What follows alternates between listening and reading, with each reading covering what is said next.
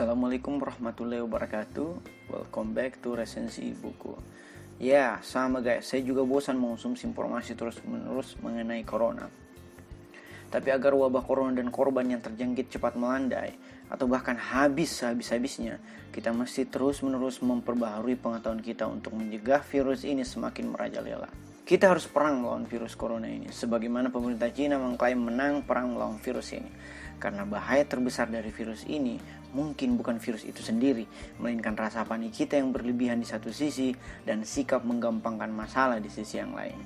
Cina adalah negara pertama yang menurut WHO dinyatakan terjangkit virus ini. Namun, Cina pula negara pertama yang menyatakan diri menang melawan virus ini. Bagaimana Cina melewati masa krisis tersebut? Apa pelajaran yang dapat diambil dari mereka?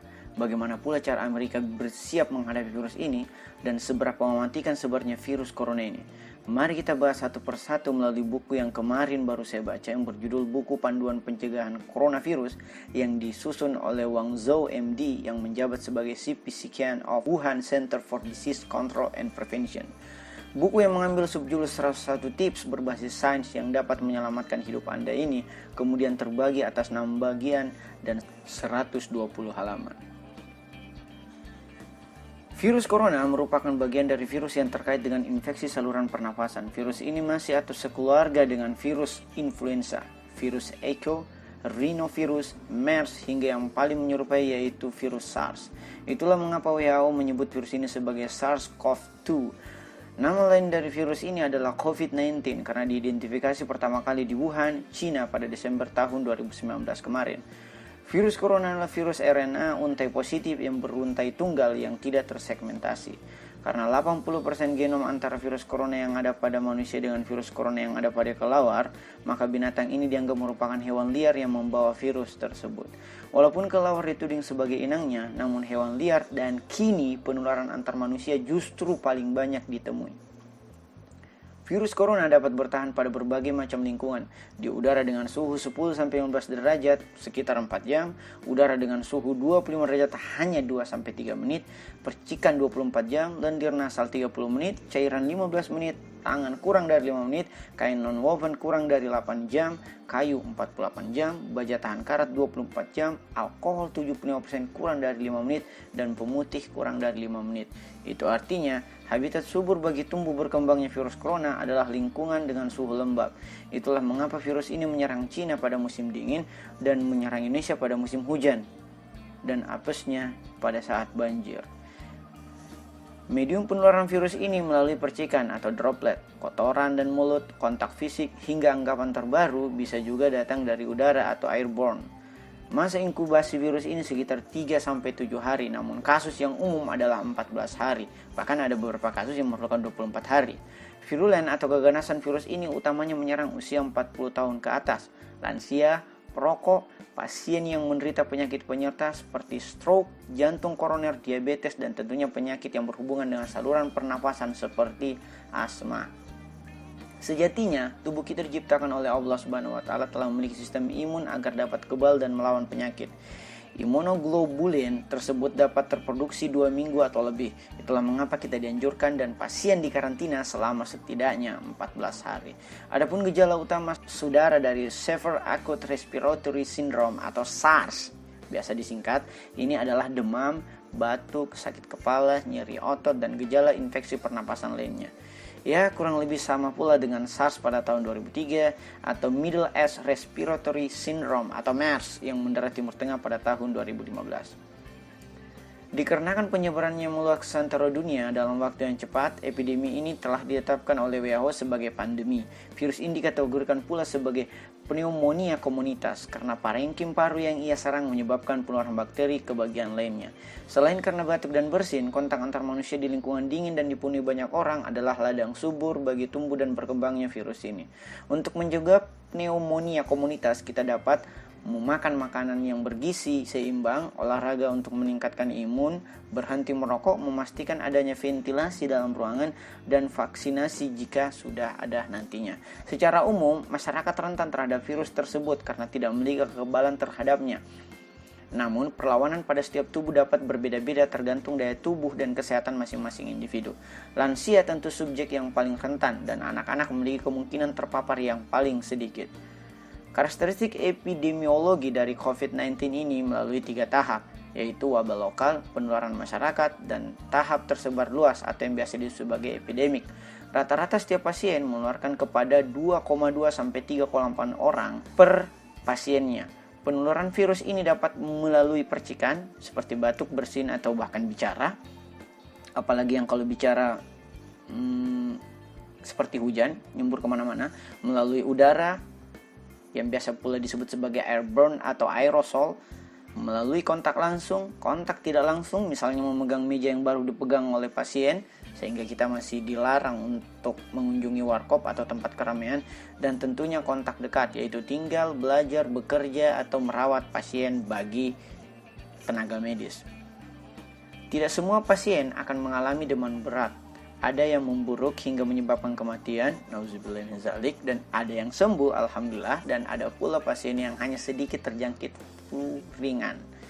Untuk mengidentifikasinya diperlukan riwayat epidemiologi selama 2 minggu dan tentunya gambaran klinis.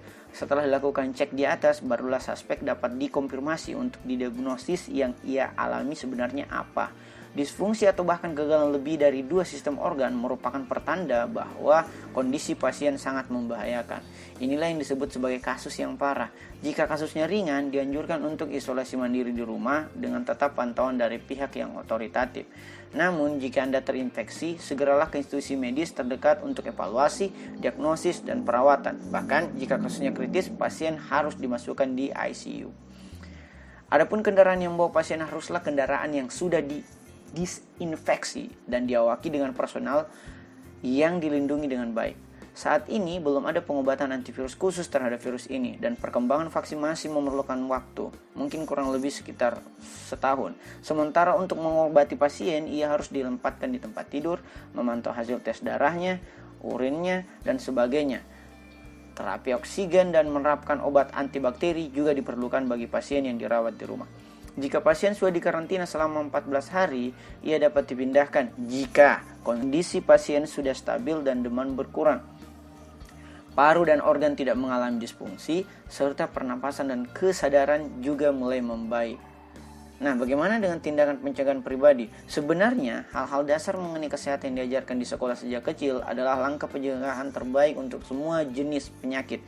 Semua loh ya, termasuk penyakit yang disebabkan oleh virus corona.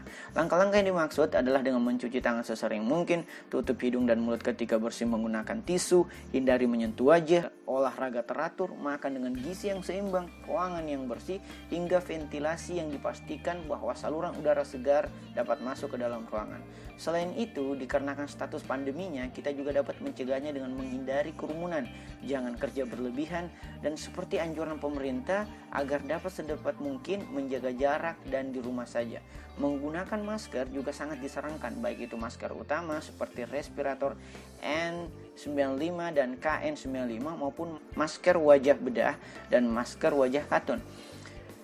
Adapun tingkat prioritas masker yang disarankan berturut-turut mulai dari masker yang respirator, kemudian masker wajah bedah yang 3 lapis itu, masker medis umum, dan paling terakhir kalau memang sangat sulit didapatkan, gunakanlah masker katun sebagai gantinya. Gunakanlah masker secara tepat dan rapat hingga tidak masuk virus melalui sela-selanya. Cuci tangan sebelum dan setelah memakai masker, gantilah masker 1-3 hari. Oke, kembali ke cuci tangan. Cuci tangan adalah faktor penting dalam pencegahan penyakit. Cuci tangan Anda setelah menutup batuk atau bersin dengan tangan adalah hal yang sangat krusial. Cuci tangan pula setelah merawat atau mengunjungi pasien, sebelum, saat, dan setelah menyiapkan makanan, sebelum makan, setelah pergi ke toilet, setelah menyentuh binatang, setelah menyentuh tombol lift dan gagang pintu, dan tentunya setelah pulang dari bepergian. Jika tidak ada air, gunakanlah hand sanitizer. Jika pasien harus dirawat di rumah, dikarenakan rumah sakit telah membludak dan kasus si pasien ternyata ringan-ringan saja, karantinalah ia dan jaga jarak minimal 1 meter. Tetap gunakan masker, tetap cuci tangan, dan pastikan ruang tinggal pasien harus berventilasi baik. Pasien dapat dikarantina di rumah dengan catatan tetap dengan monitoring dari profesional medis. Jangan lupa untuk senantiasa membersihkan rumah dengan disinfektan dan tetap menggunakan sarung tangan dan masker jika merawat pasien di ruang karantinanya. Dikarenakan pekerja medis adalah garda terdepan dalam pencegahan dan pengendalian epidemi, mereka harus dibekali dengan seragam khusus medis dan alat kesehatan yang memadai untuk tugas berat yang mereka emban. Selain itu, berikan pula mereka dukungan moral karena harus bekerja keras dan jauh terpisah dengan keluarga selama berminggu-minggu. Peralatan yang mereka perlukan tutup kepala, masker wajah, kacamata, baju kerja jubah putih, pakaian pelindung, sarung tangan lateks, dan pelindung sepatu. Dan semua alat tersebut haruslah sekali pakai. Selain itu diperlukan pula perlindungan pernapasan menyeluruh atau tutup kepala tekanan positif dan lain sebagainya.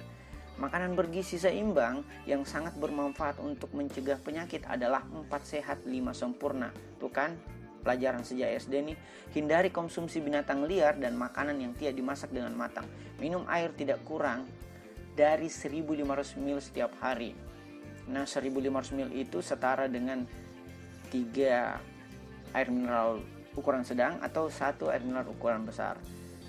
Jangan lupa pula tidur teratur setidaknya 7 jam sehari, olahraga 1 jam sehari, dan jika diperlukan konsumsilah suplemen dan vitamin.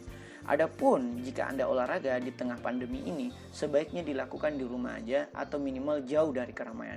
Hindari sebisa mungkin merokok dan minum minuman beralkohol karena mengganggu kesehatan dan kekebalan tubuh. Jaga kebersihan rumah, kamar, dan ruangan lainnya. Bersihkan dengan menggunakan cairan disinfektan dan buka ventilasi agar udara segar masuk ke rumah Anda. Jika di perjalanan, pastikan jauh dari lingkungan yang lembab, pakai masker, gunakan barang sekali pakai, hindari kontak langsung, hindari keramaian, dan segera cari bantuan medis jika menunjukkan gejala sakit. Penting sekali untuk di situasi kritis seperti ini kita memandang dengan lebih ilmiah, sehingga jangan panik tapi tetap harus waspada dan teruslah menjaga gaya hidup sehat dan bersih.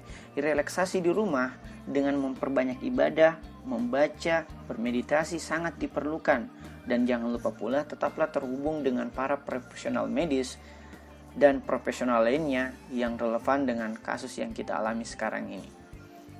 Hindari kontak dekat apalagi langsung saat ke pasar tradisional dan cuci tangan di saat tiba ke rumah Anda masing-masing. Hindari sebisa mungkin untuk pergi ke bioskop, mal, gedung pertunjukan, taman, dan pusat keramaian lainnya. Jika diharuskan menggunakan kendaraan umum, tetap gunakan masker dan jaga jarak. Bawa tisu dan hand sanitizer di saku atau tas Anda.